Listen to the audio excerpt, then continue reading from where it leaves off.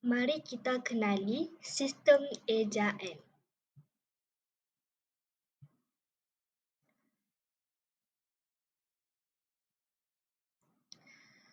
Pengenalan bagi sistem ejaan bahasa Melayu yang pertama, sistem ejaan bahasa Melayu telah mengalami perubahan daripada ejaan Jawi kepada ejaan Rumi. Sejarah perkembangan bahasa Melayu terbahagi kepada dua tahap, iaitu pra-merdeka dan pasca-merdeka. Perkembangan ejaan bahasa Melayu pra-merdeka bermula daripada sistem ejaan Maxwell tahun 1882, sistem ejaan Wilkinson 1904, sistem ejaan Zama 1949 dan sistem ejaan Fajar Asia tahun 1945 hingga 1954 serta yang terakhir sistem ejaan Rumi Kongres tahun 1956.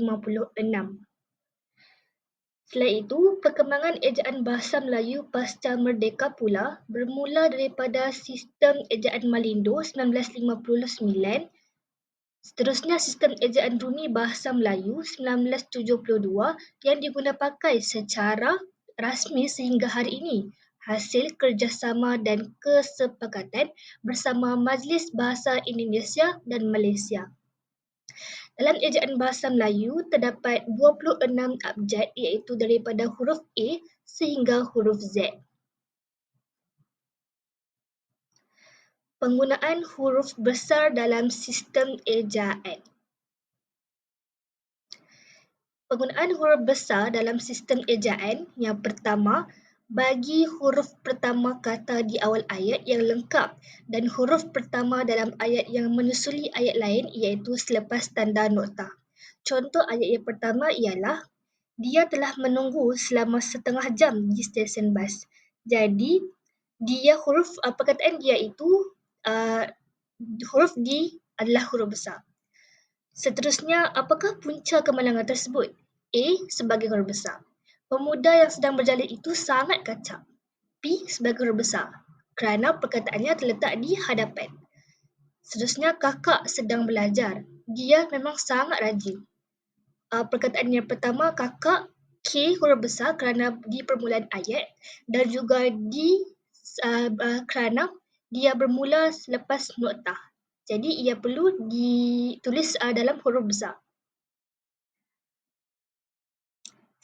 Seterusnya ialah penggunaan huruf besar dalam sistem ejaan sebagai huruf pertama petikan langsung atau permulaan kata bagi cakap ajuk. Contoh ayat, Ibu bertanya, di manakah kamu dan rakan-rakan akan beriadah? Jadi, ibu, perkataan huruf ibu, I itu huruf besar dan di manakah itu di huruf besar kerana dia permulaan kata bagi cakap ajuk. Seterusnya, mengapakah air itu sangat kotor? Tanya Hafizah. M tu juga merupakan permulaan kata bagi cakap ajuk. Yang terakhir, ayah berkata, majlis perkahwinan rakan Alia akan berlangsung pada waktu tengah hari. Jadi, ayah itu merupakan huruf pertama bagi petikan langsung. A itu perlu huruf besar. Dan majlis itu M permulaan cakap ajuk, jadi M tu perlu huruf besar.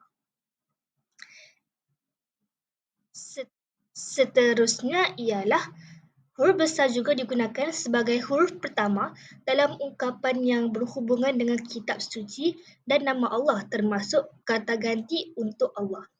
Contoh ayat yang pertama, baginda mengulangi pendirian bahawa kalimah Allah ialah suatu kalimah suci bagi umat Islam. Jadi Allah itu huruf A perlu huruf besar. Seterusnya, ayat-ayat Al-Quran mengandungi sumber hukum, hakam dan perintah daripada Allah kepada hamba-Nya. Jadi Al-Quran itu adalah kitab suci, jadi ia perlu huruf besar. Seterusnya yang terakhir ialah begitulah sifat Allah yang Maha Pemurah. Jadi yang Maha Pemurah itu perlulah huruf besar. Y, M dan P. Seterusnya ialah Huruf besar juga digunakan sebagai huruf pertama gelaran kehormat, keturunan dan keagamaan yang diikuti nama orang. Contoh ayat yang pertama, lelaki yang berkacamata itu ialah Datuk Azmin Ali. Jadi Datuk itu merupakan gelaran kehormat. Jadi huruf D itu perlulah huruf besar. Seterusnya, Tan Sri Muhyiddin Yassin merupakan mantan Perdana Menteri Malaysia. Jadi Tan Sri itu juga merupakan gelaran kehormat. Jadi Tan Sri, T dan S itu perlulah ditulis dalam huruf besar. Seterusnya ialah antara sumbangan Raja Ali Haji ialah penghasilan karya dalam bentuk puisi. Jadi raja itu merupakan gelaran kehormat dalam keluarga diraja. Jadi R itu perlu ditulis dalam huruf besar. Dan yang terakhir ialah Tengku Hasanal secara rasminya dilantik sebagai pemangku Raja Pahang. Jadi Tengku itu juga merupakan gelaran kehormat diraja. Jadi T itu perlu ditulis dalam huruf besar. Seterusnya, huruf besar juga digunakan sebagai huruf pertama nama jawatan dan pangkat yang diikuti nama orang.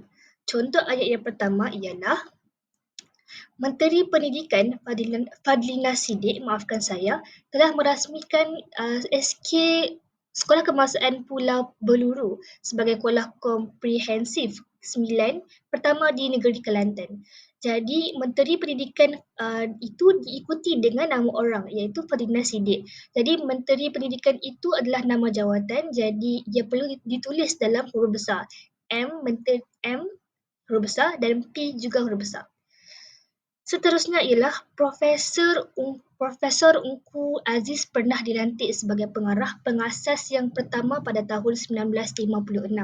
Jadi profesor itu nama jawatan dan pangkat diikuti dengan nama orang iaitu Ungku Aziz.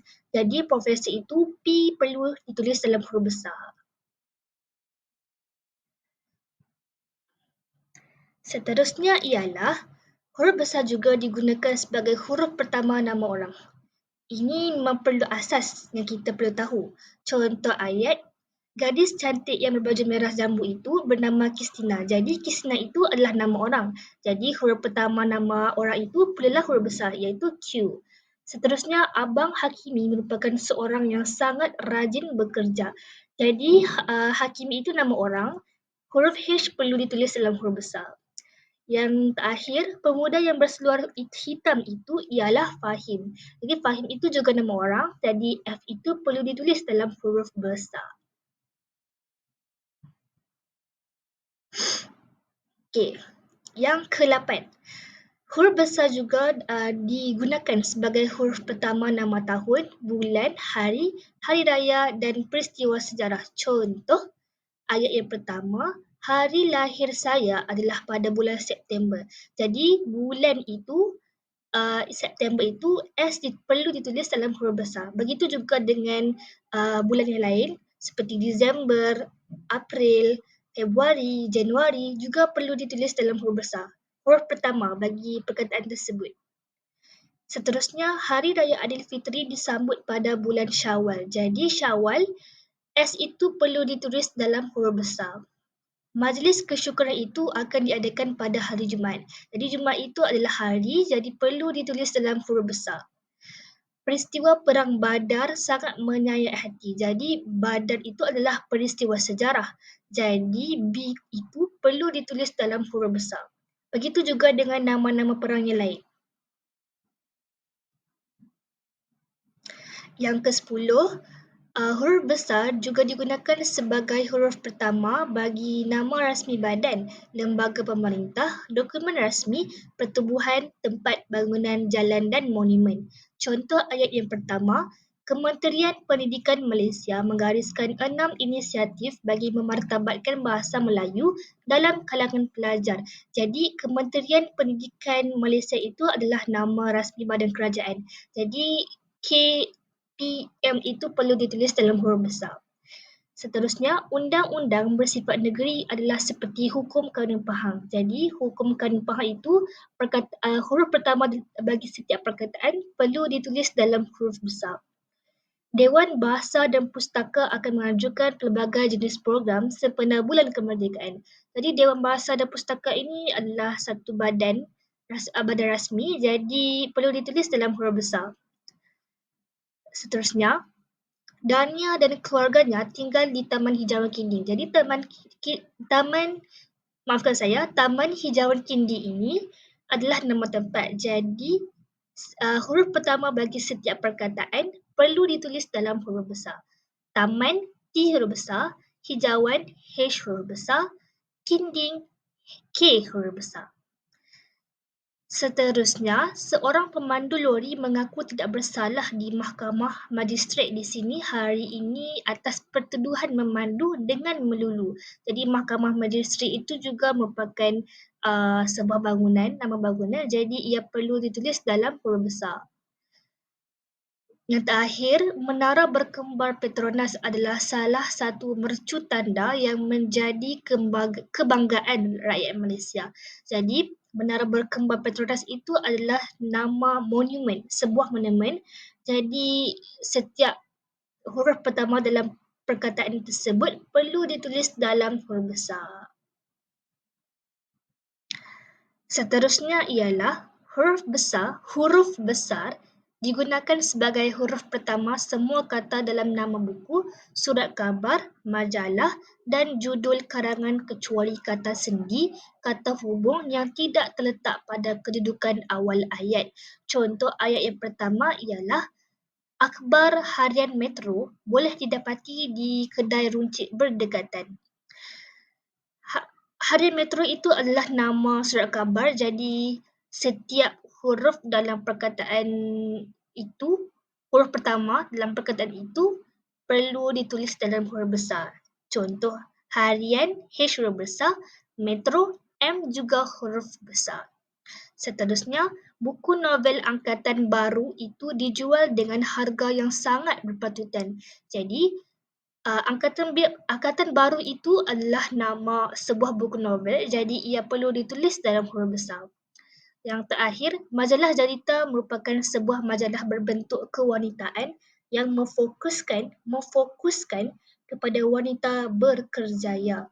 Jadi Jarita itu adalah nama sebuah majalah, jadi ia perlu ditulis dalam huruf besar. Dan yang terakhir, huruf besar digunakan sebagai huruf pertama dalam singkatan nama gelaran, pangkat dan sapaan. Contoh ayat, Dr. Firman seorang yang baik hati dan bertanggungjawab. Jadi doktor itu, DR itu adalah singkatan bagi perkataan doktor. Jadi D adalah huruf pertama perkataan doktor, perlu ditulis dalam huruf besar. Jadi, seterusnya Puan Alia sedang bermesyuarat di dalam pejabatnya. PN itu adalah singkatan bagi puan, perkataan puan, jadi P itu perlu ditulis dalam huruf besar. Yang terakhir, ketua kampung yang bertanggungjawab itu ialah Haji Sulaiman. Jadi H itu juga perlu ditulis dalam huruf besar.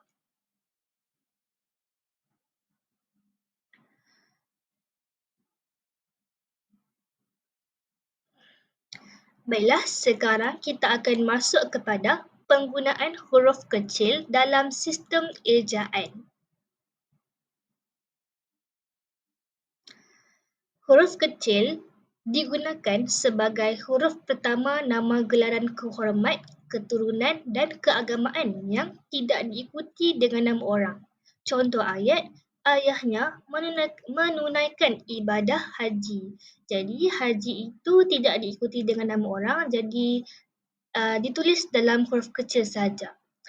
Seterusnya, Baginda merupakan seorang sultan yang pemurah. Jadi sultan, selepas perkataan sultan tidak mempunyai nama orang, jadi hanya ditulis dalam huruf kecil saja. Seterusnya, huruf kecil digunakan sebagai huruf pertama nama jabatan dan pangkat yang tidak diikuti nama orang atau nama tempat. Sebagai contoh, pada bulan lalu, suaminya dilantik sebagai menteri. Jadi, menteri itu selepas perkataannya tidak diikuti dengan nama orang atau nama tempat. Jadi, M itu perlu ditulis dalam huruf kecil.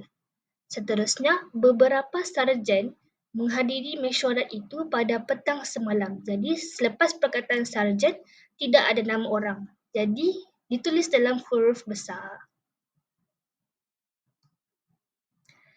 Selain itu, huruf kecil digunakan sebagai huruf pertama kata bin atau binti, nama orang.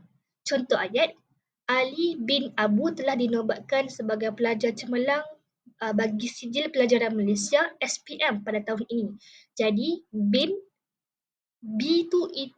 itu perlu ditulis dalam huruf besar.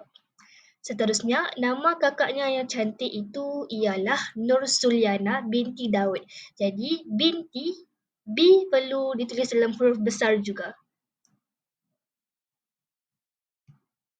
Okey, baiklah. Di samping itu, huruf kecil digunakan sebagai huruf pertama nama orang atau nama geografi yang digunakan sebagai nama jenis atau satuan ukuran. Sebagai contoh, ibu meminta abang membeli 1 paket gula Jawa di kedai runcit. Jadi, gula Jawa itu adalah sejenis gula, tetapi Jawa itu ditulis dalam huruf kecil kerana ia menunjukkan sejenis gula. Seterusnya, kedua-dua lelaki itu sedang menjalankan kerja pemindahan minyak diesel. Jadi, minyak diesel itu juga merupakan sejenis minyak. Jadi, ia hanya ditulis dalam huruf kecil sahaja. Yang terakhir, huruf kecil digunakan sebagai huruf pertama nama dalam geografi yang tidak khas. Sebagai contoh, lanun-lanun itu berlayar sampai ke sebuah pulau. Jadi, kerana pulau itu tidak mempunyai nama di belakangnya, jadi ia perlu ditulis dalam huruf kecil. Selain itu, sekumpulan lelaki itu sedang bermandi-manda di tepi pantai. Jadi pantai itu juga tidak mempunyai nama di belakangnya, jadi ia perlu ditulis dalam huruf kecil sahaja. Jadi itu sahaja daripada saya akan serahkan kepada Fahim. Topik yang seterusnya ialah kesalahan ayat. Jadi marilah kita sama-sama mengenali jenis-jenis kesalahan ayat. Yang pertama, sebelum kita pergi lebih lanjut untuk mengenali jenis-jenis kesalahan ayat, kita perlu tahu dahulu apa itu kesalahan ayat. Kesalahan ayat ialah kekeliruan atau kesilapan yang berlaku dalam pembentukan ayat. Okey, baik. Jadi dalam kesalahan ayat terdapat 6 jenis kesalahan ayat, iaitu yang pertama, kesalahan susunan ayat, yang kedua, kesalahan klausa, yang ketiga, kesalahan ragam ayat, yang keempat, kesalahan ayat perintah, yang kelima, kesalahan ayat tanya, dan yang keenam ialah kesalahan ayat majmuk. Jadi kesemuanya mempunyai 6 jenis kesalahan ayat. Susunan ayat merangkumi kekeliruan susunan ayat. Berikut merupakan contoh-contoh kesalahan susunan ayat. Baik, yang pertama ialah ini baju sangat kotor, ayat yang salah. Ayat yang betulnya ialah baju ini sangat kotor. Penjelasannya kerana urutan kata dalam ayat perlulah mengikut inti dan penerang. Contoh yang kedua pula ialah engkau sudah terima baju itu, ayat yang salah. Jadi ayat yang betulnya ialah sudah engkau terima baju itu. Penjelasannya mengapa ia salah ialah susunan ayat perlulah jelas, iaitu keseluruhan predikat diikuti subjek. Dan contoh ayat yang ketiga ialah dia membeli bunga 2 kuntum. Ayat yang salah. Dan ayat yang betul ialah dia membeli 2 kuntum bunga.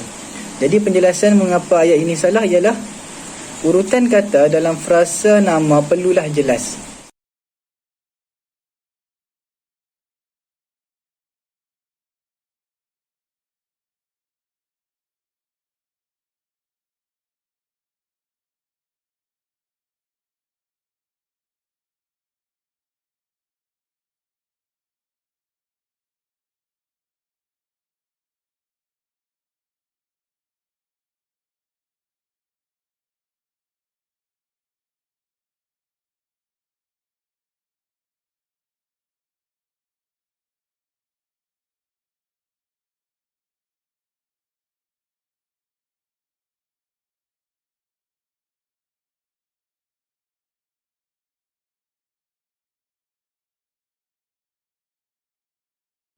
Seterusnya ialah penerapan elemen pemulihan dalam aspek tata bahasa.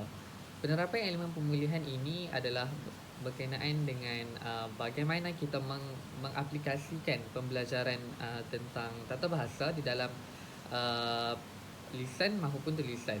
Baiklah, kita ambil pendekatan iaitu penyuntingan. Bagaimana kita penyuntingan merupakan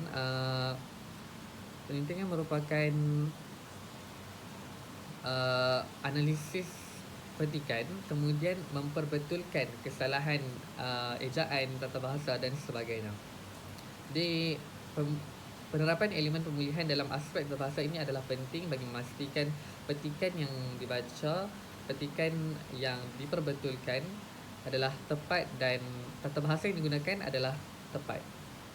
Pada hari ini saya akan menganalisis teks ucapan Yang Amat Berhormat Datuk Seri Muhammad Najib bin Tun Abdul Razak, Perdana Menteri Malaysia, bersempena dengan sambutan Hari Belia Negara Malaysia yang berlangsung pada 23 September 2015. Berdasarkan petikan beliau, iaitu saya percaya kesepaduan di antara belia pelbagai latar belakang bersama pihak kerajaan akan memberi impak positif kepada pembangunan negara. Baiklah, berdasarkan teks ucapan sebentar tadi, kesalahannya ialah di antara merupakan kata sendi nama. Hal ini berkaitan dengan kata sendi nama, iaitu di, dan kata sendi nama dengan imbuhan di adalah berbeza kerana ia akan membawa maksud yang berbeza. Bagi kata sendi nama di, ia perlu dijarakkan dari perkataan asal. Petikan yang seterusnya ialah konsep showcase of talent ini menyediakan ruang dan peluang kepada golongan belia daripada pelbagai latar belakang di pelbagai peringkat untuk menyerlahkan potensi modal insan mereka. Baiklah, kesalahan di sini adalah daripada. Daripada merupakan kata sendi, iaitu kata sendi ini terdiri daripada dua, iaitu kata dari dan daripada. Dari digunakan dalam hal yang ada hubungan dengan masa, tempat dan arah, manakala kata sendi daripada pula ialah digunakan untuk hal-hal yang lebih umum seperti untuk orang, perbandingan, asal kejadian, benda, abstrak, pertentangan dan menunjukkan keanggotaan. Petikan yang seterusnya ialah lantaran itu kerajaan berusaha membantu mempertingkatkan taraf hidup rakyat Malaysia dan membantu meringankan beban kos sara hidup yang semakin meningkat akibat kesan daripada ketidaktentuan ekonomi global. Baiklah, kesalahan di sini ialah mempertingkatkan. Kesalahan ini adalah daripada aspek tata bahasa, di mana penggunaan mempertingkatkan kurang bersesuaian dalam konteks ayat tersebut. Kesalahan tata bahasa ini kerana penggunaan istilah yang kurang tepat. Istilah yang sesuai digunakan ialah meningkatkan, bukan mempertingkatkan.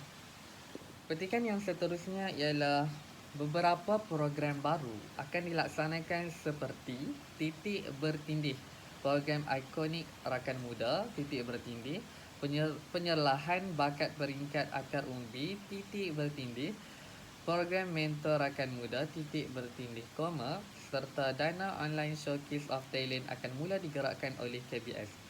Kesalahan dalam petikan ini ialah penggunaan kata titik bertindih di dalam penulisan atau kita sebut sebagai karangan. Dalam bahasa Melayu, penggunaan titik bertindih dalam penulisan atau karangan adalah tidak dibenarkan sama sekali kerana ia hanya digunakan semasa ingin di dalam, bukan di dalam penulisan karangan. Ia hanya digunakan dalam ketika ingin membuat nota dan sebagainya. Dan kesalahan tanda baca ini tidak sepatutnya terletak di belakang perkataan dalam bahasa Melayu.